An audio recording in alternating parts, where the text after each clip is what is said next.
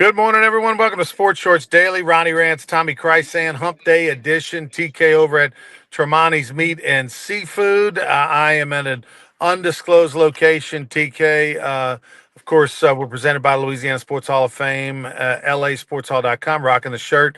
Headed on a little Louisiana Sports Hall of Fame business. Headed over to Kansas City this morning, going to the College Baseball Hall of Fame. The induction ceremonies for this year are tomorrow night. Going to go see how they do things, meet with their CEO, president while I'm there. I'll also help present the Skip Burtman Award to the National Coach of the Year for 2025.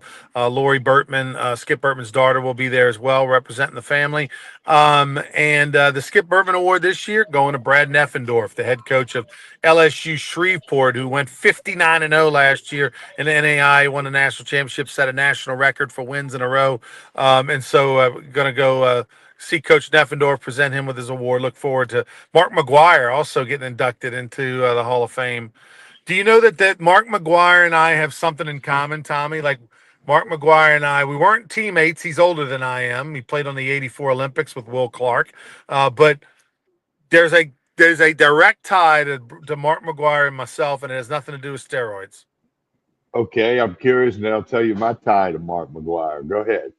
Both he and I played for the Anchorage Glacier Pilots in the Alaskan Summer Collegiate Baseball League. He played, I think, circa '83 or something like that, and I played in '91, summer of '91, All along right, with that's Mike pretty Neal. cool. All right, cool. All right, hey, I got a picture. Remember, there used to be Major League Baseball exhibition in the Superdome. A lot of Yep. times, the Yankees would break camp in Lauderdale and play a two-game series maybe in the Superdome. But one year they played Oakland A's, and I had a press pass. I have a picture, like it's not on the phone. It's like the old-fashioned picture. I'm standing between Mark McGuire and Jose Canseco, the Bash brothers. They're in their A's uni. It's like during BP when the A's were taking practice. And Ronnie, I'm not a little guy. I look little standing between McGuire and Canseco. Those were great. I remember going late '70s, early '80s into the dome with my dad. I remember going and seeing Goose Gossage, who you couldn't see the ball, you could just hear the sound when it hit the mitt. Ron Guidry, of course, was why a lot of people went. I remember the Mets went there a few times as well. It was a lot of fun. Um, TK, so I am on my way to the airport, and I got to tell you an unbelievable story what just happened. So I'm on the phone with my former LSU teammate Louis Garcia, who was over in Puerto Rico watching the Super Bowl, the home of Bad Bunny, Puerto Rico, with a big group of guys that I know that were playing in a golf tournament over there at the Four Seasons, and so he and I are catching up. He's telling me about his weekend, whatever the case may be. I go through the drive-through at Chick-fil-A. I love my Chick-fil-A experience. It's amazing. It's a good value. It's so fast, so friendly, so easy. So I get my normal. I get the number one, add American cheese. I get the two mayo packets, get the ketchup with the hash browns. I get the Diet Dr. Pepper. It's $7.97. I swipe the card. I'm up, waiting in line. I'm on the phone with Louis talking. They give me my Diet Dr. Pepper, and I drove off. I didn't get the bag with the food. I What, you drove thought off. you put the bag on the seat, you thought? Yeah, I was just distracted by the whole conversation and all the things, and I drove off. And now here's the catch 22. I'm pot committed. I'm too far down the road. I can't turn around and go back and get it, or I'm gonna be late for my flight. So yeah. So you're welcome, Chick-fil-A. I paid $8 for a Diet Dr. Pepper, but Well, hey, things happen. It's probably not the first time somebody's done that.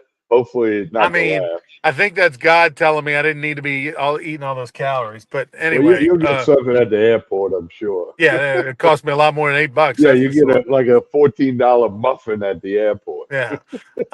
Anyway, can't believe I did that. But baseball of a week, of course. You look, NAIA, the JUCO, all that stuff's already started a couple of weeks ago. But and speaking of LSU Shreveport, I think they've already lost 2 games this year, so no more 59-0 like they did last year. But and the LSU, of course, in Division I college baseball starts on Friday. lots of teams here in the state of Louisiana have home games. The McNeese has got a home series against Sam Houston. I know the Southeastern Lions are at home this Saturday. Raging Cajuns, you name it. But LSU playing at 2 o'clock on Friday. They're doing a big fair, pregame thing starting at 11 o'clock with fun jumps and kids zone, all that kind of stuff. Going to be a lot of fun. I will be there back in town. I think just in time for the game. Looking forward to it. The uh, this LSU baseball team has so much there are so many expectations, Tommy, and that I'm really curious to see how Jay Johnson and his team do with the whole NIL and the transfer portal and all that. The last 5 years, the teams that win the national championship, the next year, the season isn't as good. Um, LSU wasn't as good in 24 as they were, after coming off the national championship. They lost in a regional at North Carolina. So I'm curious to see how they respond with winning a national title, and can they, repeat or live up to the expectations, which are at least get to Omaha.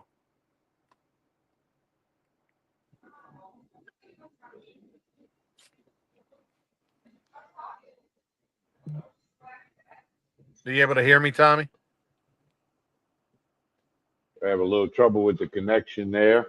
I know Ryan's trying to board an airplane. We'll hang in there with you for a minute.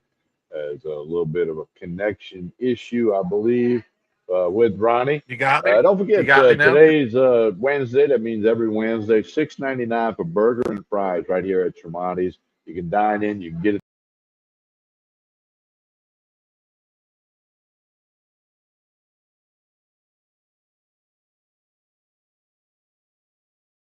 They are expecting a big crowd for Valentine's, all that good stuff. But come get your Wednesday hamburger and get ready for Valentine's Day at Tremonti's Meat and Seafood. Get the right bottle of wine, get the steak, whatever. So TK, I don't know where I dropped off. I was talking here. You fine? I don't know that you had some issues with Yeah, me. I gave it a minute. Yeah, we good. You jumped out, but we good. But anyway, I was talking to just kind of mentioning how the expectations for LSU baseball are through the roof, and they have a very patsy non-conference schedule outside of the 3 games they Yeah, play in Jacksonville. Um, even if I mean, this is a team that's probably going to be 15-2 or 16-2 or something like that before they play anybody. I agree with you. You got Indiana, Notre Dame, and Central Florida down in Jacksonville. Some of the Sports Shorts Daily fans that we have in that area are going to that game. So, yeah, it is a pretty soft pre-conference schedule. But as you said, we'll see how Jay Johnson manages everything the year after a title, which we've seen that story the last several years, whether it was Ole Miss, Mississippi State, LSU. It has happened. There's something to it that we have enough data to make it a statement.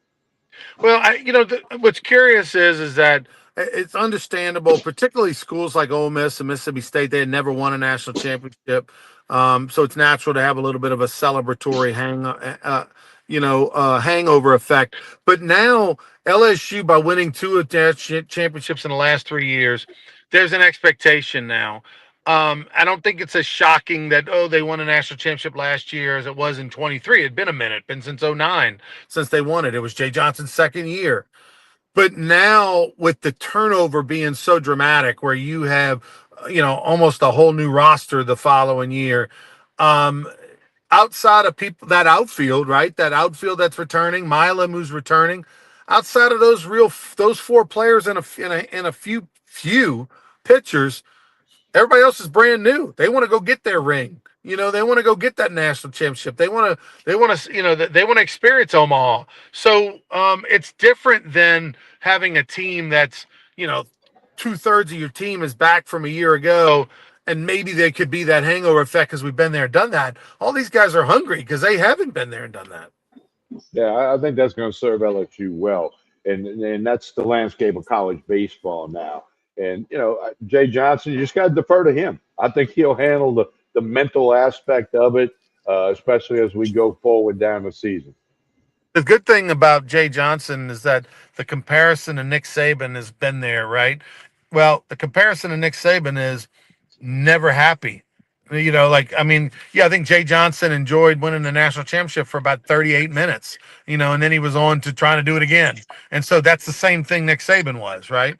And Urban Meyer talked about that, and that's part of the reason that he got burned out was, hey, you win the national championship, and then you go in the locker room, you start making recruiting calls, and it's all about meeting tomorrow, the next day, about the next year. Lane Kiffin talked about that. The day after the national championship, they got morning meetings and they're talking about recruiting and next year, and it's like, man, you can't even enjoy it for 24 hours. And so, I think Jay's like that, and as much as that may not be fun for his family, it's probably a good thing for your baseball team.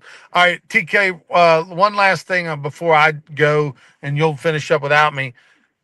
The halftime show has still gotten some fallout a little bit. There's been some reaction. Donald Trump ripped the halftime show. But the ratings were really good. But here's the interesting stat that I saw: the city of New York, which, let's face it, the city of New York, most of the people were watching the halftime show, not the 5 million people that watch YouTube and watch Kid Rock shows. 5 to 6 million people watch the YouTube. Now it's the views are up to over 30 million. But at the time, there were 5 to 6 million people that consistently watched, that were on YouTube watching the halftime show. But I saw this stat, which was crazy, that ESPN put out. Nearly during the halftime show at the Super Bowl in the city of New York in the 5 suburbs, during that 15 minutes of Bad Bunny's performance, there was a tremendous water usage drop, meaning people were glued to their TV watching it.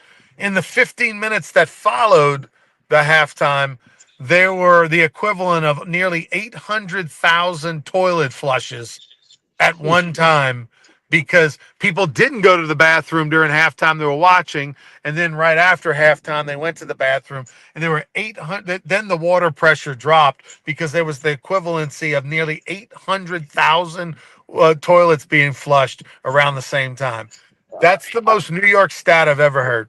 Well, yeah, and I don't want to even know how they figured that out or how many people it took to figure it out. It is what it is. That whole fallout from hey, if you wanted to watch Bad Bunny, watch it. You did that. If you wanted to watch Kid Rock, watch it. I did that. People had a choice, and it's your choice to do what you want to do. Here's the one thing I'll say about it is that I was in the Superdome for Kendrick Lamar. I did watch Bad Money. To me, one did it in Spanish, one did it in English. It was you couldn't understand either.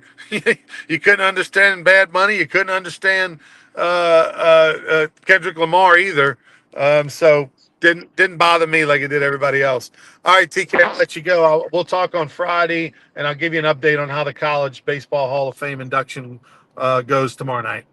Sounds good, Ryan. Appreciate it. Hey, don't forget this Saturday we got Sports Shorts Radio for you, 10 a.m. to 12 noon, 104.5 ESPN Baton Rouge and ESPN Southwest Louisiana, where we air in the Lafayette markets and the Lake Charles markets. And we'll be live at the Walk-Ons in Brewley. Come on out. Their doors open at 11. We get going at 10. Always fun when we go to the Walk-Ons in Brewley. And don't forget to like and share this show, whether you're watching on Facebook, YouTube, or X. Like and share this show. We appreciate you doing that. Back Friday morning for another episode of Sports Shorts Daily. Have a good Wednesday, everyone. I'm Tommy Krysan. Take care.